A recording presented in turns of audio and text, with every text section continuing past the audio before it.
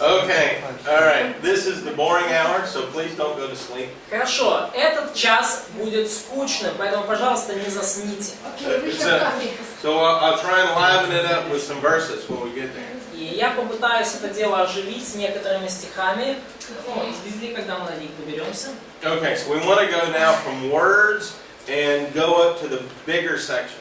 И мы теперь хотим от слов перейти к более объемным частям. So we start with a word. Мы начали со слов, с каждых отдельных слов. And from words, we start building up ideas into sentences. И из слов мы начинаем строить идеи и предложения. The sentence gives us a basic idea. То есть одно предложение дает нам какую-то одну главную идею, да, законченную мысль. Several sentences make a paragraph. Несколько предложений образуют параграф, абзац. And there we get a big concept. И потом из нескольких параграфов у нас складывается большая какая-то концепция. And several paragraphs will make a book where we get a theme. И несколько таких вот разделов, да, сегментов, они образуют книгу, у которой есть одна идея. So we're going to start on the bottom level with the word. Но мы начнем с самого такого низового уровня, это с отдельного слова. So all the words are related. И все слова связаны. And the first way you see the relationship is with grammar. И первый способ, с помощью которого вы видите эти связи, это грамматика. So you want to ask, how is this word used in the sentence? И вам нужно задавать вопрос, как эти слова используются в данном предложении. The subject, verb, object. То есть это подлежащее, сказуемое, дополнение. Понятно ведь смысл? Да. And then you have endings on the word that tell you the part of speech. И part of speech. То есть и у вас также есть окончания слов, которые указывают вам на падеж и так далее. Russian does that a lot more than English, right? Yeah, yeah. Endings on the word will tell you about, a lot of stuff. Mm-hmm. So you're familiar with that from Russia. То есть вы, как русскоговорящие люди или украиноговорящие, должны быть с этим всем знакомы, да? Окончание слов очень сильно влияет. English readers have a hard time with that. Англичанам вообще, англоговорящим с этим очень. And that's very helpful, and you want to pay attention. Это очень полезно, и вам нужно уделять этому внимание. So if you ignore the relationship, you're going to misinterpret Scripture. И поэтому, если вы игнорируете вот эти взаимосвязи между словами, And вы будете упускать из виду значения. And you might fall into illegitimate totality transfer. И вполне возможно, что вы вляпаетесь вот в этот вот нелегитимный, некорректный перенос значения. So one of the basic things to do in Bible study is a word study. И одно из основных занятий в изучении Библии – это изучение отдельных слов. You want to look at how a particular word is used in many contexts. Вам нужно исследовать то, как отдельное каждое слово используется в различных контекстах. So let's look at the word sin. И давайте возьмем слово грех. All right. So if we want to find a definition for sin, we could look in a dictionary. И если мы хотим найти определение для греха, то мы смотрим в словарь. And we'll get a definition. И мы там получим определение. Now another way to do it is to look in the Bible. Но есть еще один способ это сделать, это посмотреть в Библию. And are there places where sin is defined in the Bible? И есть ли места, где в Библии дается определение греха? Well, John defines sin this way in 1 John 3:4. Ну вот, апостол Иоанн в 1 Иоанна 3:4 дает такое определение греха. So here we have lawlessness or anomia is what sin is. И здесь Иоанн дает определение: грех есть беззаконие. So we have this statement right here that hamartia estin anomia. И вот такая фраза, да, на греческом: hamartia estin anomia. So that's Грех есть беззаконие. That's a definition. Вот это Sin is определение. lawlessness. Грех есть то-то, то-то. Да? We can look in another place. И мы можем посмотреть другое место. Romans 3:23. Римлянам 3:23. And now we get another nuance to sin. И мы видим здесь еще один нюанс касательно греха. So now we see that all have sinned. Мы теперь видим, что все согрешили. And sin is defined here as falling short of God's glory. И грех определен здесь как лишение или отпадение, промах мимо Божьей славы. Now, these two references are going to help you a lot more than looking at a dictionary. И вот эти даже две ссылки вам дадут куда больше, чем если вы будете заглядывать в слова. Now, another way to do this is to look in a concordance. И еще один способ найти определение какого-то слова, посмотреть в симфонии. That gives you a context for the word sin in the Bible. Потому что, вот, например, через Римлянам 3:23 мы видим контекст греха в Библии, контекст слова грех в Библии. For example, culture doesn't like sin. Culture, the surroundings. Yeah. Например, культура, окружающая нас, вообще слово грех не любит. And culture redefines sin. И культура грех переопределяет. For example, a lot of your friends may say a white lie. What do you call a lie that's really Да, a потому white что lie? некоторые люди, It's not например, sinful. у вас, ваши знакомые скажут, ну, есть такая белая ложь, ложь во благо, и это не грех. The Bible will define that as being sinful. Но Библия определяет это как грех. And why? И почему? Based on Romans 3:23. Основываясь на 3:23. Ну, еще интересный момент, что все здесь согрешили. Потому что грех это лишение славы Божьей. Грех это там, где нет славы Божьей. Ага. Понятно? Ну, так понятно. This way it's clear now. It's not related to God's essence. Correct.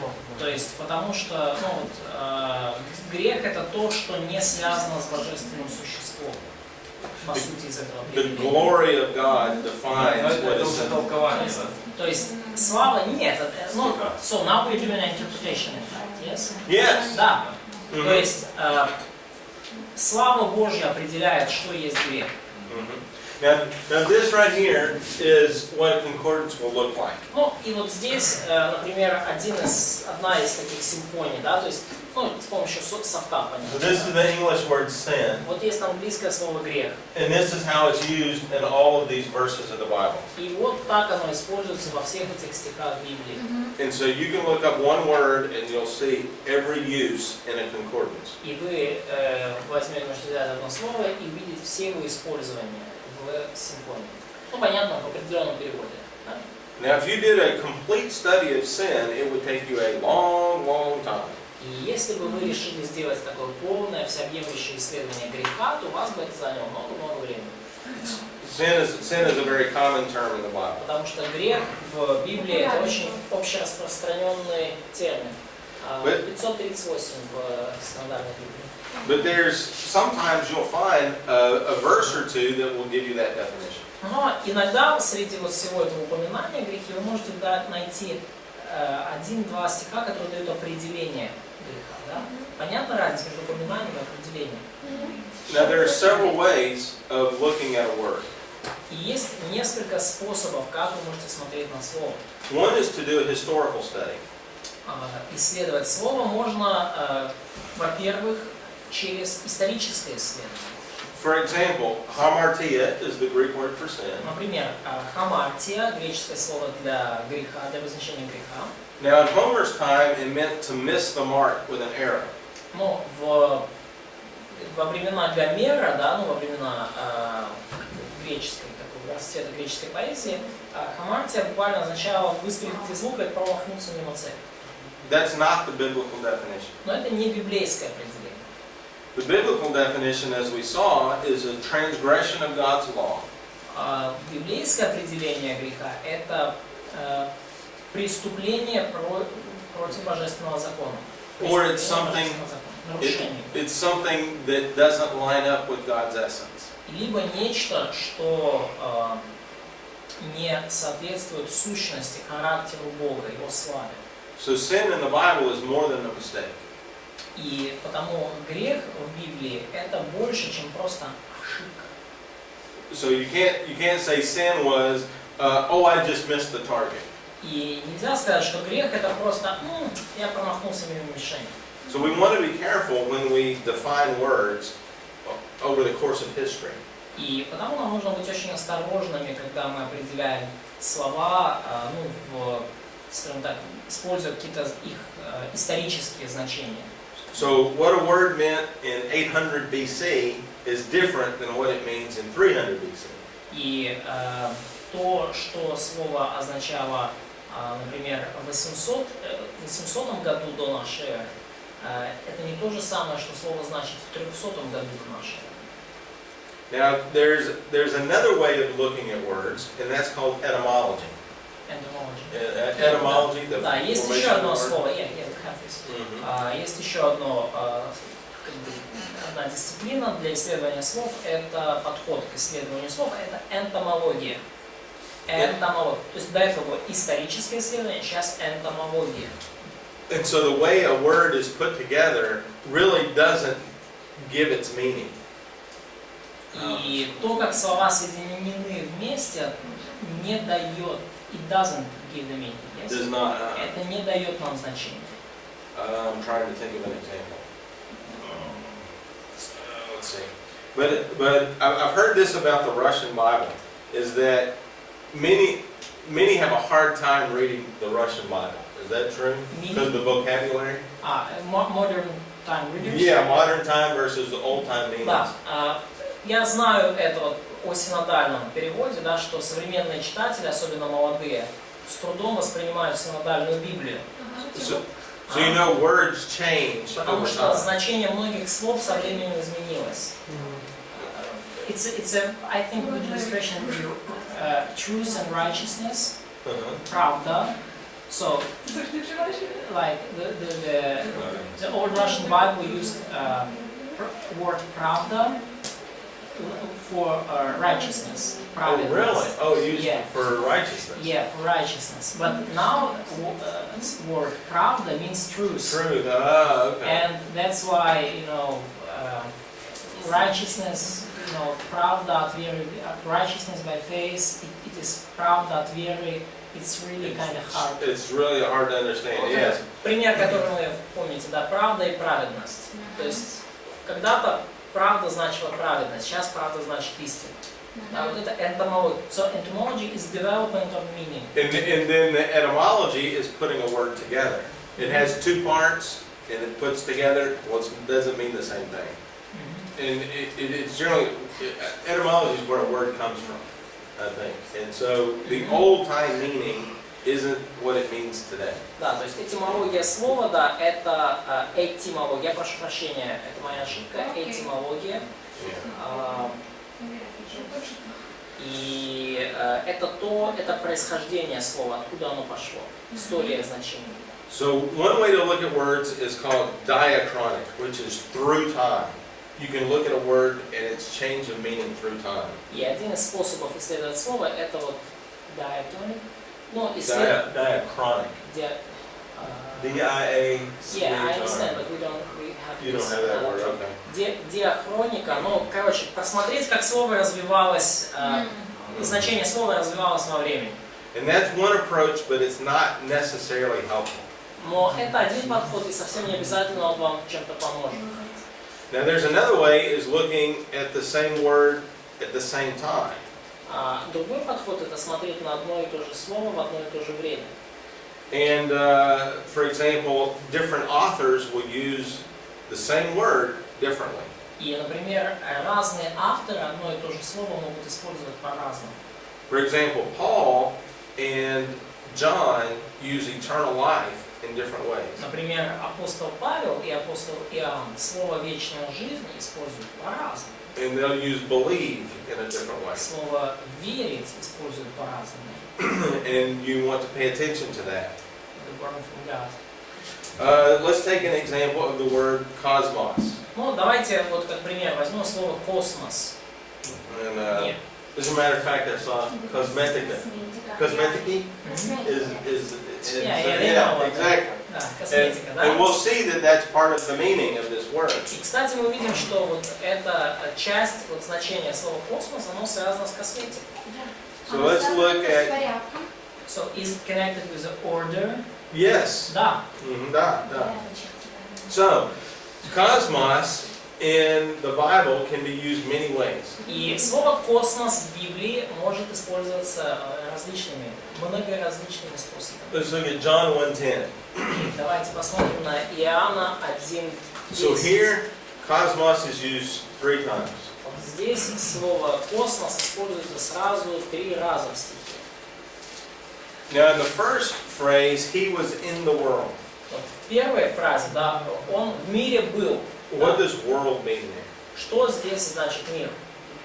People. That's right. He was within the created globe and the people of the world. Он был, да, внутри вот сотворенного мира, на земном нашем шарике, и среди людей находился. But I would say the focus is more on people. Но я думаю, что здесь акцент именно не столько в сотворенном мире, сколько среди людей. Now look at the second phrase. The world was made through him. А теперь смотрите, вторая здесь фраза, да, и мир через него начал быть. Now what does world mean there? Но что здесь мир значит? Здесь Created world, creation, life. Creation. That's right. It's probably the globe. То есть можно сказать земной шар, ну вообще вот наша как, вселенная или ну, Now земля. the third phrase, the world did not know him. А третья фраза, да, и мир его не познал. Does cosmos mean the globe? Что, вот здесь вот этот мир, это значит земной шар? нет. No. Это люди. It's people. That's right. And what type of people? И какого рода люди? Неверующие? Non-believers. Yes, but it is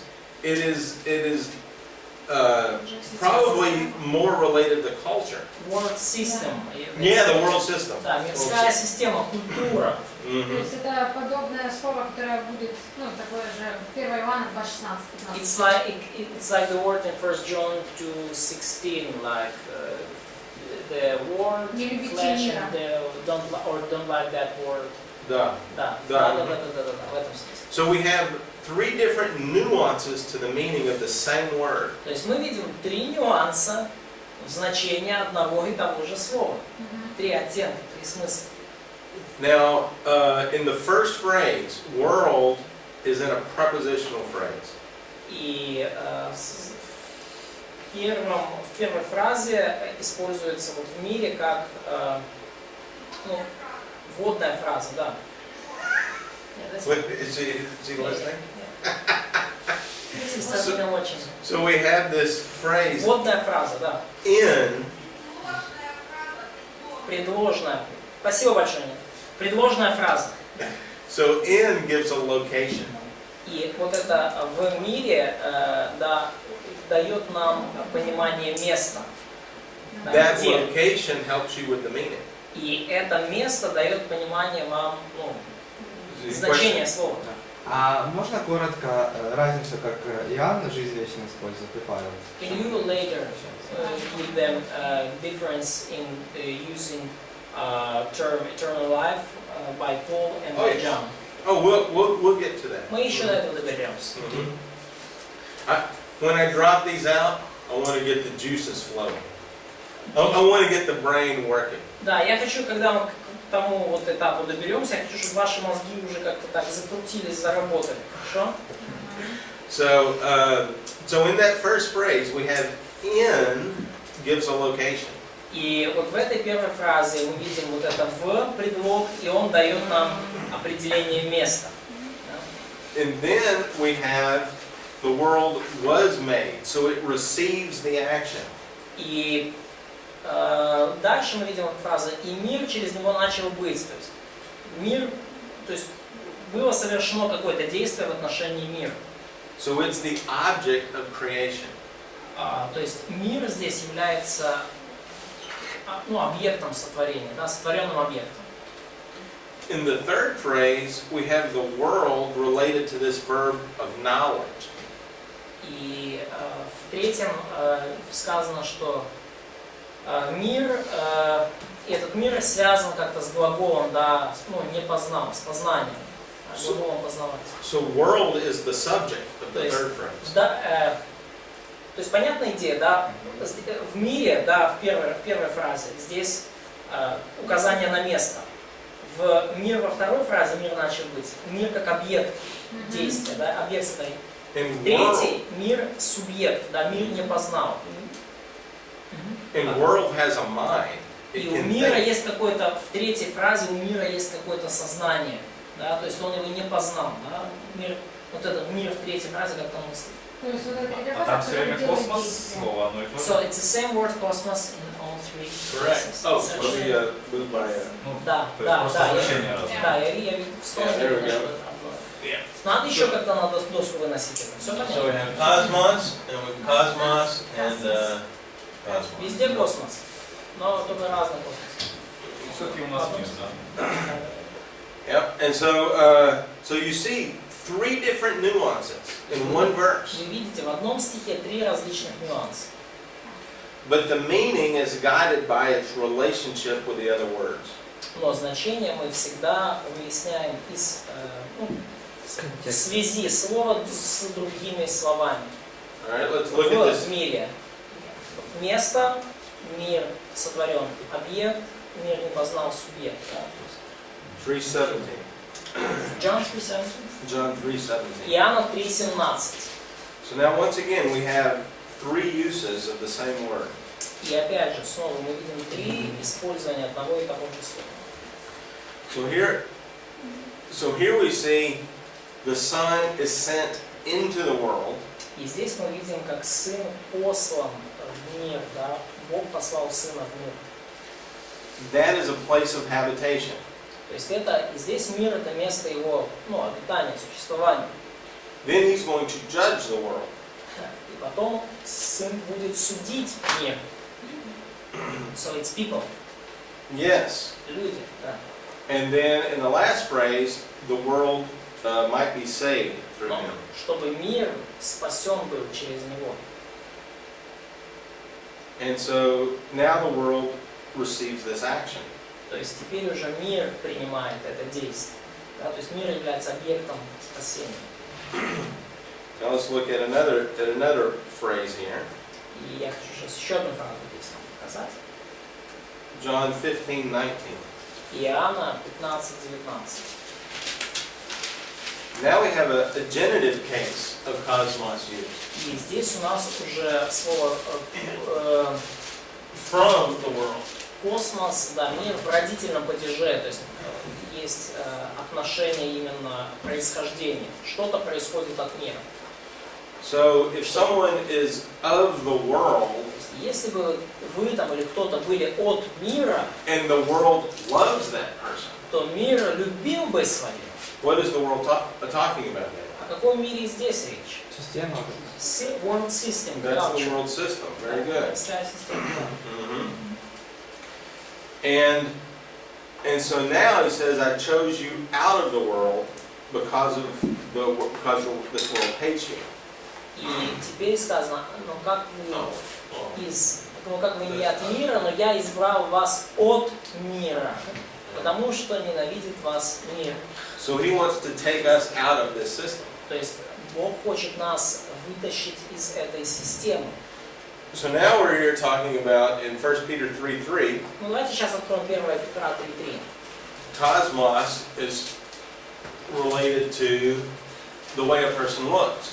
И космос здесь, то есть украшение, да, имеется в виду, как человек выглядит. And so here's the idea of what's cosmetic. Да, вот отсюда пошла идея косметики. То есть здесь слово космос используется у нас переведено как украшение. And in that case, cosmos is an orderly appearance. И в данном смысле слово космос имеет смысл, такой порядковой внешности, ухоженной внешности. So the whole point of all of this И цельная вообще идея всего этого is a word has a range of meanings. в том, что у слова есть определенный спектр значений. And so you want to make sure that you're sensitive to that range of meanings. И вам нужно убедиться в том, что вы чувствительны к этому всему спектру значений. Now, a lot of people like to memorize verses, and that's a good thing. И многие люди любят заучивать стихи на память, и это хорошее дело. But there's a danger in just quoting verses out of their context. Но есть опасность в том, когда вы цитируете стих вне контекста. Because all the words in that verse are related to the whole context of the passage. Потому что все слова в этом стихе, они связаны с общим контекстом отрывка. Now in these verses, we could figure out the nuance within the verse. Но в данных стихах, да, например, мы эти все нюансы можем определить прямо внутри стиха, прямо вот, не отходя от нас. We had a prepositional phrase, we had a subject, we had an object. У нас есть предложная фраза, у нас есть там слово в виде объекта, слово в виде субъекта действия. And that grammatical structure helped us with the meaning. И эта грамматическая структура нам помогает с определением значений. Sometimes we need to look at a bigger context. А иногда нам нужно смотреть на более обширный контекст. A dictionary kind of gives you a rule of thumb, generality. То есть словарь вам дает общее очень определение такое. And so dictionaries describe words. То есть словари описывают слова. But dictionaries don't give you the meaning of a passage. Но словарь вам не даст значение отрывка, в котором слово используется. You've got to see that from the context. Вам нужно самому это увидеть из контекста. So let's take a look at works from Paul and James. И давайте посмотрим слово «дела» у Павла и у Иакова. All right, so in Romans 1, excuse me, Romans 4. Римлянам 4 глава. Would somebody read verses 1 through 8? Кто-то прочитайте стихи с 1 по 8, 4 главы Римлянам. Okay, so now the key word we want to pay attention to is in verse 2. И ключевое слово, на которое мы хотим обратить внимание, это слово в стихе 2. And this is the word justify. И это слово «оправдался».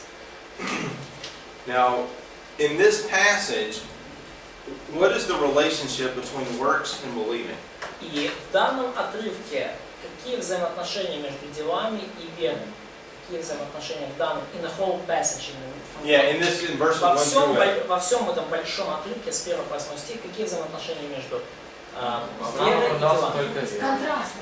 It's contrast. Contrasted, very good. Контраст, да. Exactly, Неверие, they're opposites. они противоположны, да? То есть они противостоят друг другу. If I'm working, I'm not believing. If I'm believing, I'm not working. Если я тружусь, то я не верю. Если я верю, то я не тружусь. Ephesians 2, 8 and 9. Ефесянам 2 глава, 8-9 стих. So here, works and faith are again contrasted. И здесь мы видим, опять же, вера и дела противопоставляются друг другу в контрасте. Now here, Paul uses saved instead of justified, but it's about the same thing. Но здесь Павел использует спасены, а не оправданы, но по сути это одно и то же. То есть смысл один и тот же. All right, now let's look at another author. Both of those were written by Paul, right? Да, но и оба эти послания, да, были написаны Павлом. Правильно, да, Ефесянам. Давайте посмотрим другого автора. So James 2:14 is where this paragraph Давайте посмотрим товарища Иакова, 2:14. What are faith and works doing here? Что здесь вера и дела, как они здесь взаимосвязаны? А? So they depend on one another. That's right, they go together. Они здесь идут пакетом, они здесь идут вместе. Question. Что вопрос? Как же мы спасаемся? По делам или по So, the question, how are you going to be saved? By faith or by works? There you go, very good. Вот. All right, so we're going to have to look at the context. So, Посмотрим контекст. look at verse 21. Посмотрите стих 21. Somebody read verse 21 and 22. Пожалуйста, прочитайте 21-22. All right, so now we have a context of when Abraham was justified. Ну а теперь мы видим контекст, в котором Авраам был оправдан. Now let's compare the two contexts. Think back to Romans Romans 4. Давайте сравним два контекста, да? Контекст Римлянам 4 главы. What was the context of that quotation? Abraham being saved by faith. Каков был контекст этой фразы, что Авраам был justified, оправдан верой, да? Каков был контекст? Do you know when in Abraham's life that statement was made? В какой момент в жизни Авраама было сделано это утверждение? Уже в конце, когда он на жертву. Оправдался? Нет, мы... Нет, Can I just write Ну, it дело, here on the desk? дело, Because дело. other way they just miss the mark. Окей, значит, мы имеем Римлянам 4, Коли увірував. 1.8. Имеем Иакова 2, ну, Иакова 2. Окей. До дела, до того, как сделал дело. В Уверовал. какой момент? Уверовал. Когда поверил. When he believed. В какой момент? Какое место в бытии? 12 глава. Genesis 12? Yes, or 15. 15. 15 глава, 6 стих. Oh, well, Genesis 12 is what it's referring to. Yeah. Ну, да, 12, также 15.6, если так The конкретно. quotation is Genesis 15:6, Цитата из Бытия 15.6. and it refers to when he left Ur of the Chaldees. Покинул, когда Авраам покинул Ур Халдейский. All right, now what's the context here? Но каков контекст здесь для оправдания? Уже когда Исаак родился. Исаак родился. When Isaac was born. How old? Not when he was born. 22-я. Не когда он родился. А коли він його Ну, уже после того. Короче. When he tried to sacrifice That's right. Isaac. So Isaac was, if you look in the passage, Isaac is about 30 years old. То есть, если вы смотрите отрывок, Исааку, простите, уже почти под 30. Somewhere in that age. So, Где-то в таком возрасте. so how many years later is that? 13. Genesis 22. А? Yes, Genesis 22. То Very есть, good. сколько лет между этими двумя эпизодами? 30. Ну, если Исааку 30, еще сколько лет 30 Исаака лет. ждали? Дальше 15 років пришло. It's kind of 60 years between these things. Very good. Very good. Abraham's 75. Isaac's born at 100. То есть здесь Аврааму 75, да? And then Isaac is born at 100. Значит, Исаак был рожден в 100 году, еще плюс 30. And then he's offered at 30. Да. Исаака 50 лет. So which one is Abraham gone from being an unbeliever to a believer? В какой из этих моментов Авраам из неверующего стал верующим? Right here. Да, здесь. So here we have an unrighteous person Здесь мы видим неправедного человека, becoming a righteous person. ставшего праведным. Here we have a context in which a righteous person is becoming a righteous person. Здесь мы видим случай, когда праведный человек становится праведным человеком. Now let's look at the definition of justify.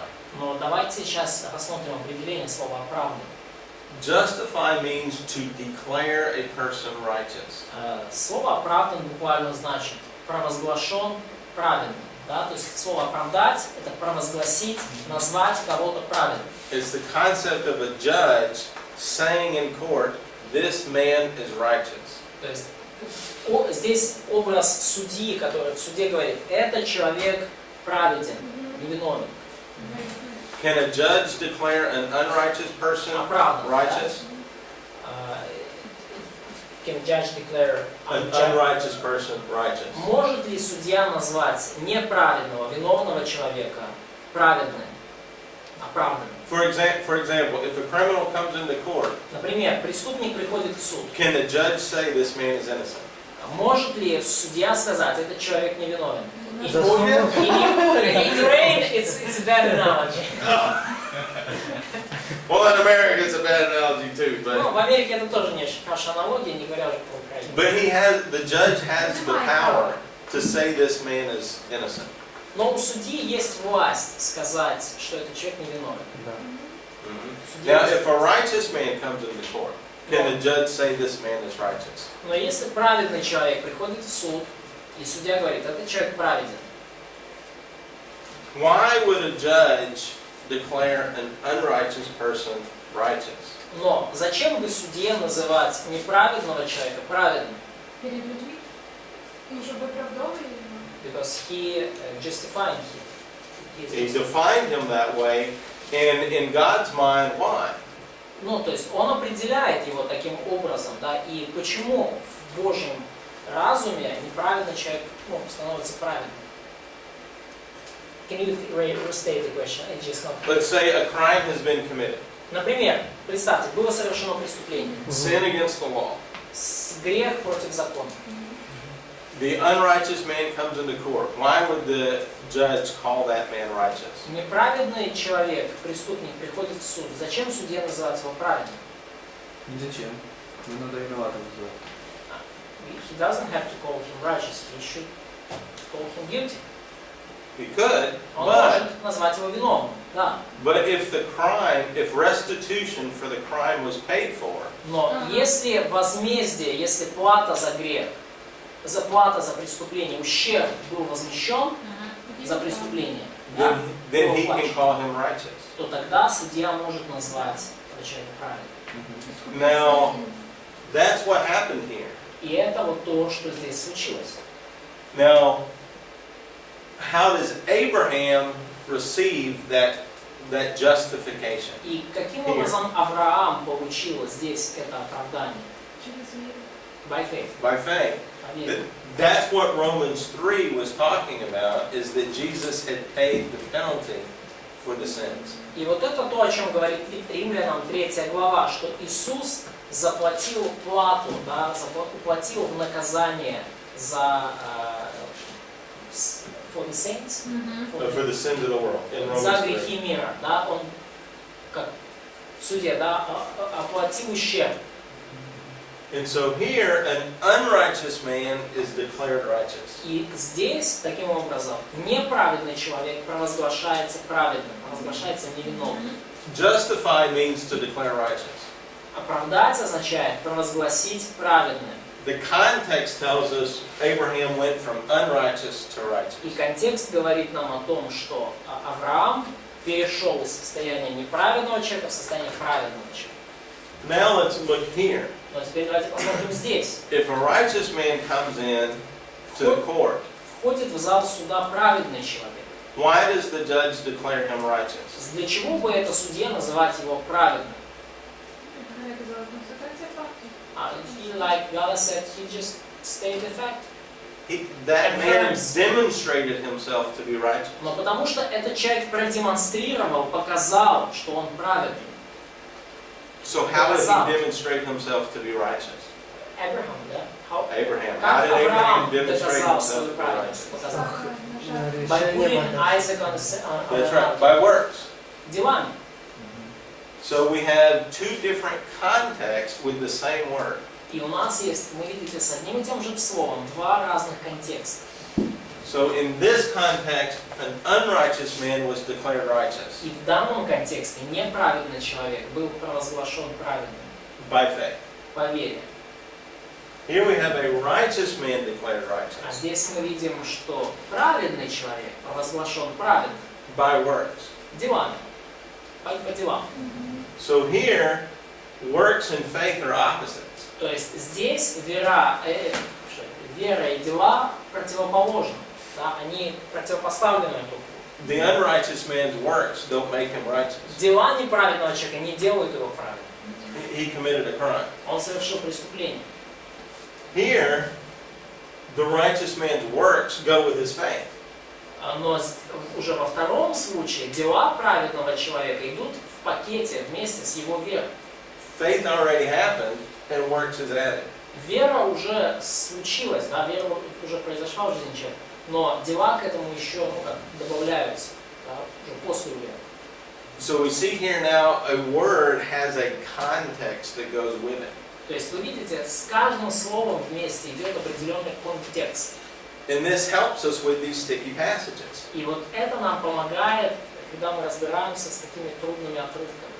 And so here we have a statement about Abraham when he was 75 years old. И здесь у нас утверждение про Авраама, когда ему 75 лет.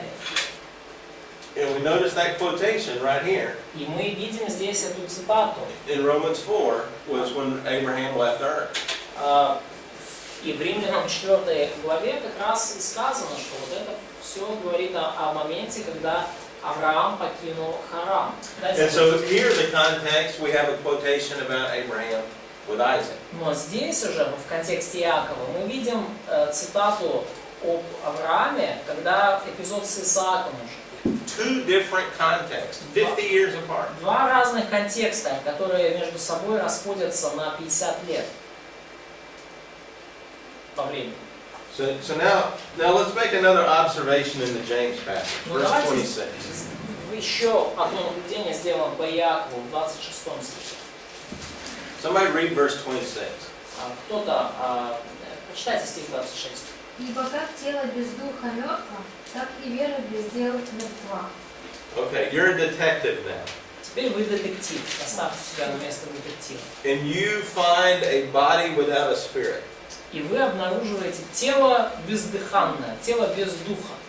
What do you know about that person? Что вы знаете точно об этом человеке? Он и жива. The person is dead. Right? But what was he maybe last week?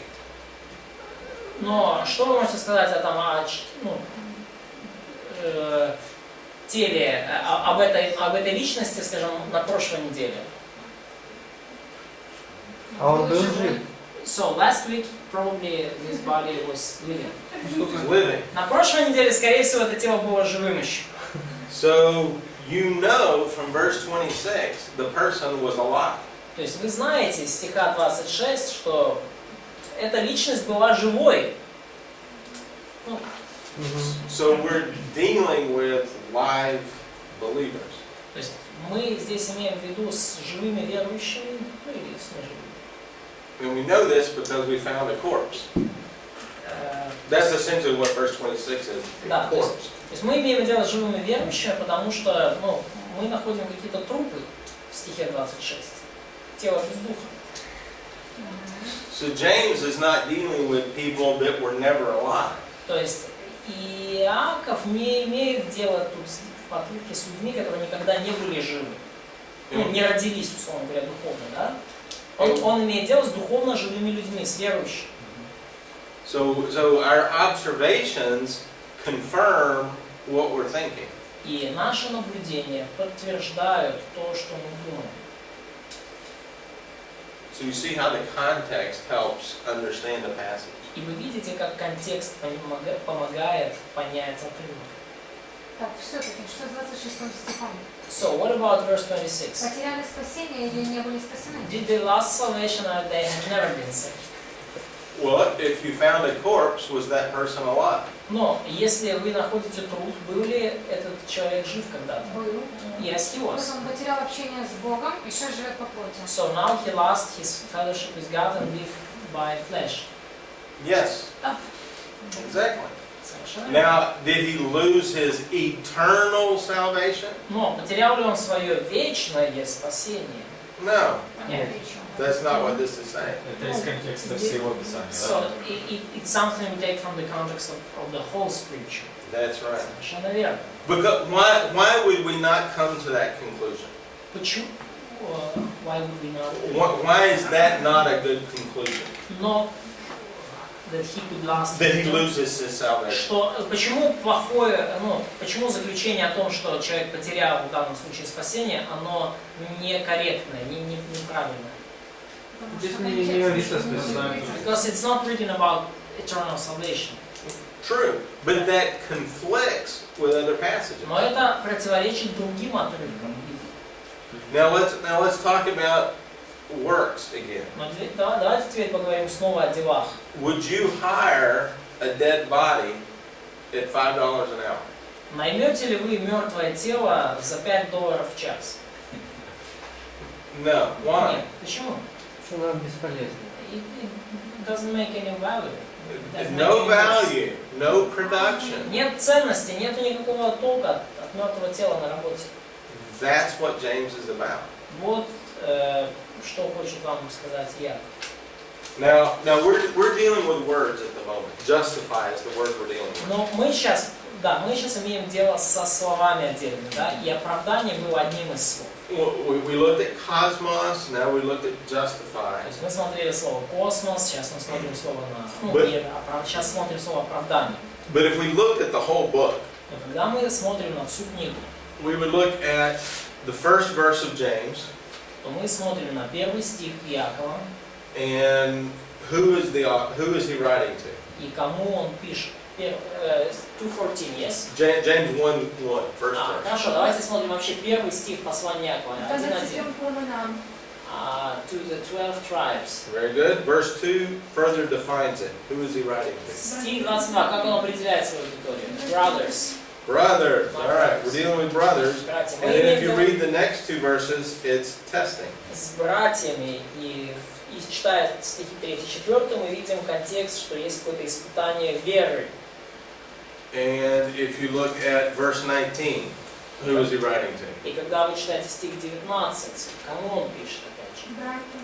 Brothers. I assume that's believers. Да, я подозреваю, что все-таки здесь речь о верующих. Look at 2 verse 1. Опять же, 2:1.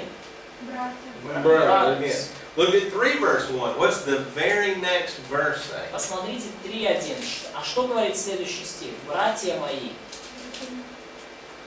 И потом, что говорит, вот он говорит, 3:1, братья мои, а что говорится в следующем стихе? Много согрешаем. We are stumble or sin in many ways. 3:2, yes? 3 verse 1. Yes, 3 verse 1, yeah.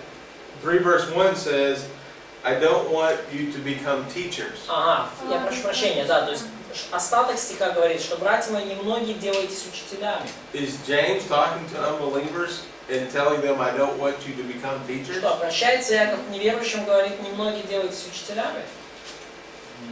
That makes no sense. Это вообще бессмыслица какая-то получается. He must be talking to believers. Он должен здесь говорить к верующим. So from a broad context of the whole book, James is talking to believers. И из широкого контекста всей книги мы понимаем, что Иаков говорит верующим. Говорят, что еще, Яков может к лицемерам обращаться, которые братьями называются, как бы в собрании, но они не имеют спасающей веры. So some people say that James is addressing hypocrite believers who are pretend they're Christians in the gathering of Christians, but they don't have saving faith. That's true. They say that. Да, они так говорят, некоторые. Does that fit the context? Но сходится ли это с контекстом? No. No, I don't think so. Я так не думаю.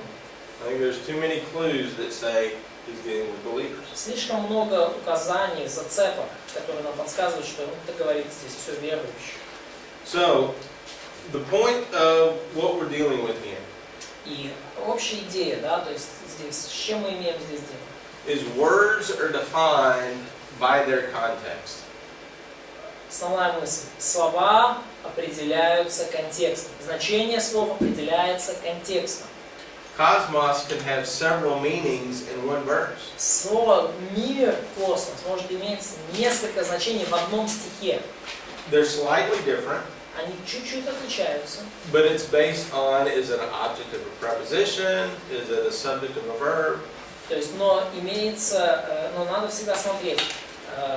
Слово там, «мир», «космос», является ли оно частью предложенной фразы? Является ли объектом в данной фразе? Является ли субъектом в данной фразе? A word like justify can have two different meanings. Оправдан также может иметь два разных значения. And that is based on the broader context of what the author is saying.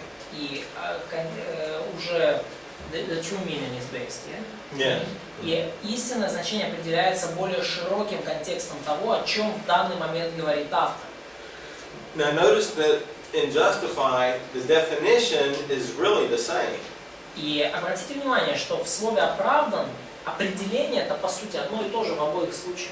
If you understand the definition of justified to be declare righteous, Если вы понимаете определение слова «оправданный», да, оправдать, быть оправданным, значит быть провозглашенным праведным. but now you have to ask the question of the context, who is he declaring righteous? Но теперь вам нужно из контекста задать вопрос, кто признается праведным. In one case we have an unrighteous man declared В righteous. одном случае мы видим, что неправедный человек признается праведным. In the other context, a righteous man is declared В righteous. другом контексте праведный человек признается праведным.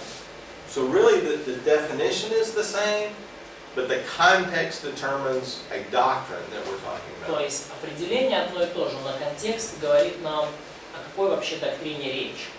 And so this is the importance of context. И вот это важность контекста. And so the first thing you want to start with is your grammar, И вот первое, с чего нужно начинать, это ваша грамматика. and then you want to expand to clauses and sentences.